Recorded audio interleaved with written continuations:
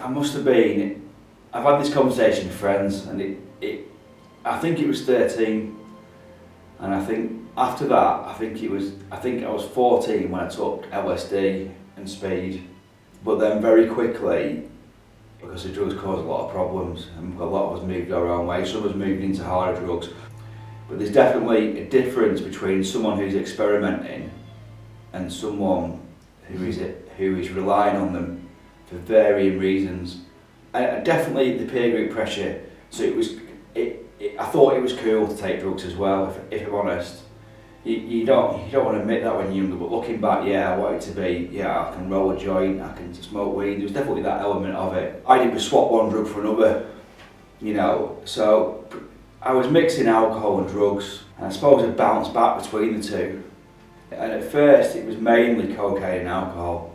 So I'll go through like a long stay or months of using cocaine, and then I think, oh, I've spent too much money and it's going nowhere, this. And then I'd fill that void with alcohol, and then I'd go for a while doing that, and then I'd be going through periods of using one or the other, both together, stopping for a while.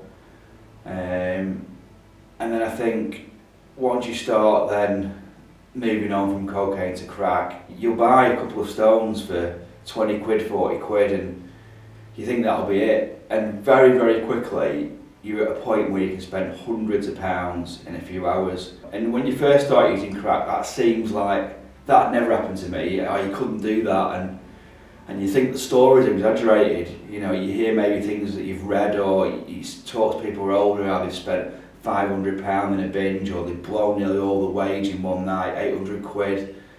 You think, no. And then very quickly, you've done that. I've had nights where I have spent over £500. You lose track after a while, and you don't check your bank balance because you're scared to look at it. And then to stop you from doing that, it sounds absolutely ridiculous. You take heroin, you smoke some brown. And I suppose for a while it feels like it's working, so you might get a couple of rocks of crack, and you think, oh, I'm just going to keep smoking this now until I've spent my whole month's wage in a night. So you'll buy a couple of bags of heroin. At first that works, you're happy with your 2 bags of heroin, and it stopped you from blowing £400, £500 in a night. But then before you know it, you're buying more bags of heroin, and you're not just buying 2 once a week, you're buying 2 twice a week, and it's the old story of that. So then before you know it, you're needing it every day. And heroin being physically addictive, doesn't take long before your body starts to need it. And I took my body in a roller coaster ride. I'll smoke it for a few days, and then be off it for a few days, and that cycle lasted for years. And then I was in that false sense of security. Well, I stopped taking it for 2 days, so I'm alright. Well, no, because it's still in your system, and now it's just in your body on a roller coaster ride. And that's really where I ended up in my 40s. Your life revolves around taking drugs. You rush everything you have to do, you get that out of the way just to clear a space so you can take drugs, and everything goes on it, all your resources, all your money. I was a functioning addict, so I worked nearly all the time from being very young. Yeah, and the amount of money I've spent on it will, be hundreds of thousands of pounds. So yeah, I wish I'd done it years ago, but you can't go back, can you? So I'm just happy that I've done it now, and that's the way I look at it. My bank has money in it, I have a bank balance, and it's not minus. My debts were not as bad as what I thought. There is help out there. I've been over £30,000 worth of debt, managed to get that right down within the space of less than a year. Everything's moved forward. Going to work feels so much easier.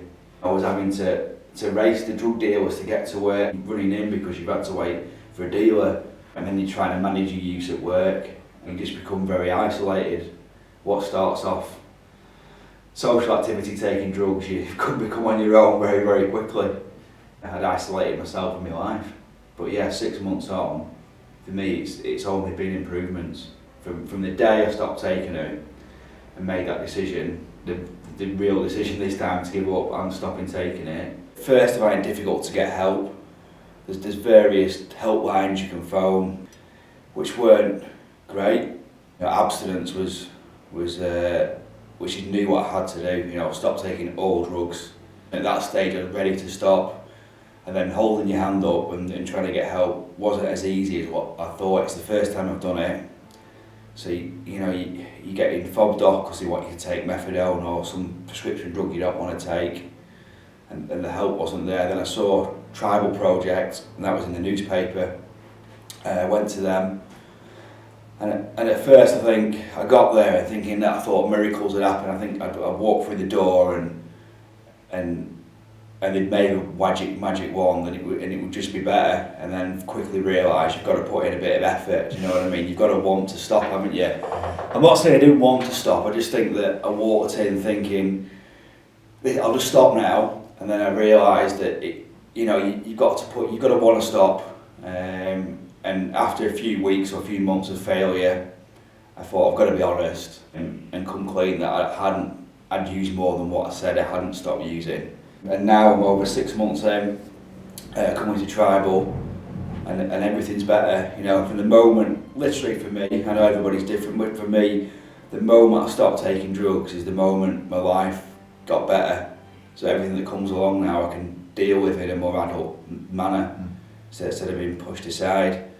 So luckily for me, I kept my job, which I know a lot of people don't. I was very lucky. I came to the edge of everything. You start thinking about doing something stupid when you've got all that pressure. My advice is for anyone is to hold the hand up and say you need help.